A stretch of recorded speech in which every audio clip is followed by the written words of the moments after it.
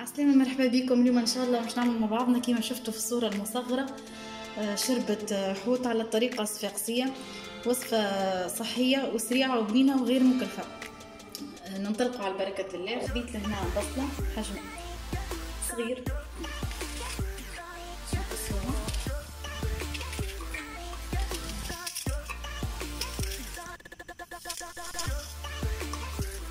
نضيف عليه 100 مليلتر زيت زيتونة. خديت قرين فلفل شقيته على 2، باش نزيد عليه شوية ماء، نفس الكوب اللي عملت فيه الزيت صبيت فيه شوية ماء باش نضيفه ونخليه يتقلى شوية. في الأثناء ما بين تقلى البصل متاعنا خديت لهنا سنينات الثوم، هذوما تقريبا نصف راس ثوم، هنا 8 سنينات باش نهرسهم. باش نضيف عليهم غرفتين كمون، غرفتين قهوة نهرسهم. هنا هذا الثوم والكمون اللي هرسين مع بعضهم. خديت معهم حبة طماطم قصيتها على 2 بهذا الشكل، باش نزيد عليهم غرفة أكل طماطم معجونة نمسحها كيما هكا، باش نسكب عليهم الماء، كمية من الماء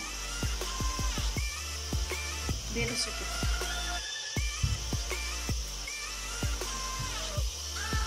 هنا كيما تشوفوا البصل متاعنا يتذبل هلا، باش نضيف حاليا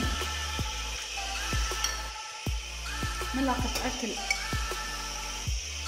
بهذا الشكل فلفل أحمر،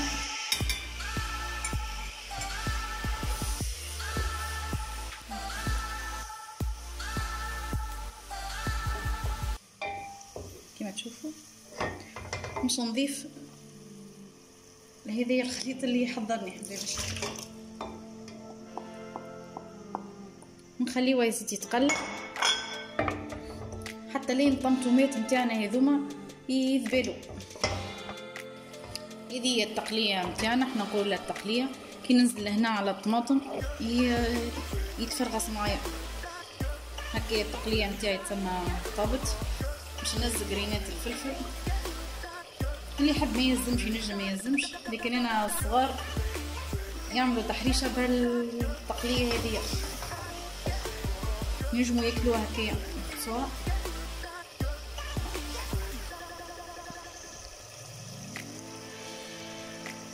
هذه احنا نقولوا لها التقليه. باش نمرق تويكا التقليه. بسم الله.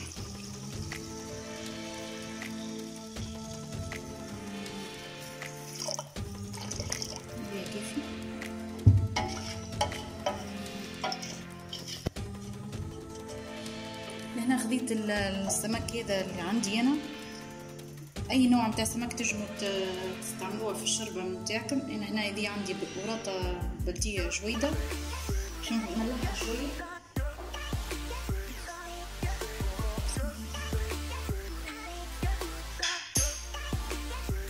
تشوفوا خديت 6 كعبات كافيين ل4 اشخاص، شوربه ل4 اشخاص.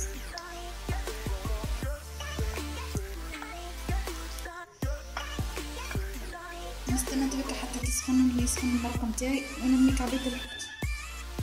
كيما تشوفوا المرق نتاعنا سخن وبدا يغلي. لهنا باش نسقط كعبات الحوت نتاعنا. بسم الله.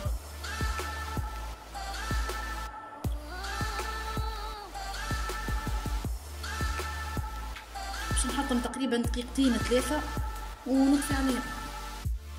بعد ما تعديو 3 دقائق نطفي على الغاز نوقف. نعمل في الاخر شيشه في الفاكهه كيما هكا في الاسود.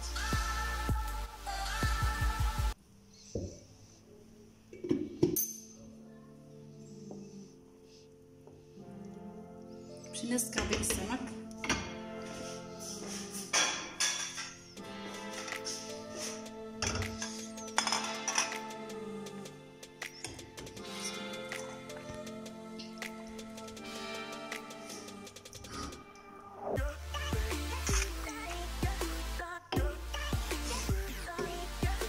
وبينا باش نصفيهم الشوك نتاعهم.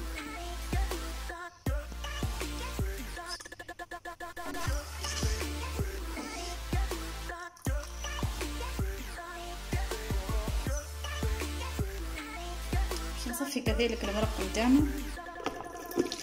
من البصل والطماطم.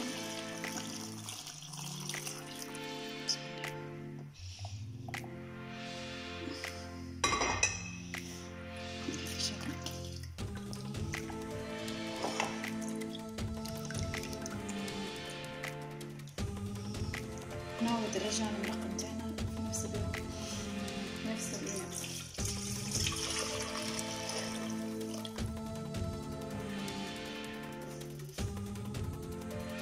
هنا في الأثناء باش نرش الشربة، باش نعمل 6 ملاعق من 6 ل 7 ملاعق، ملعقة أكل كبيرة.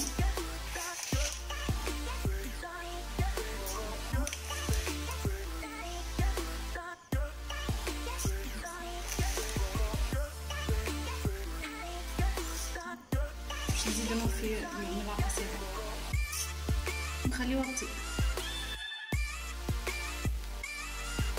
الشوربة متاعنا طابت، عديت عليها تقريبا 10 دقايق ولا أكثر شوية. هنا في المرحلة الأخيرة خديت شوية مص، نشوفو يبنت البيض اللي ما عندوش يجي نستغنى عليه.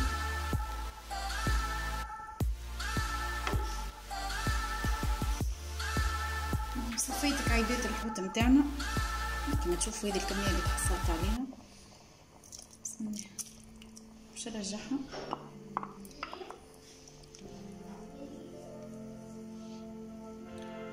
هنا باش نذوق الملح، وبناء على مدام بلوحته باش نضيف الملح.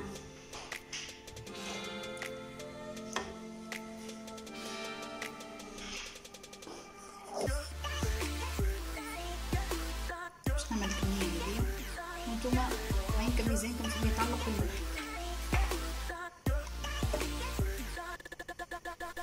هذه هي وصفتنا اليوم. باش نزل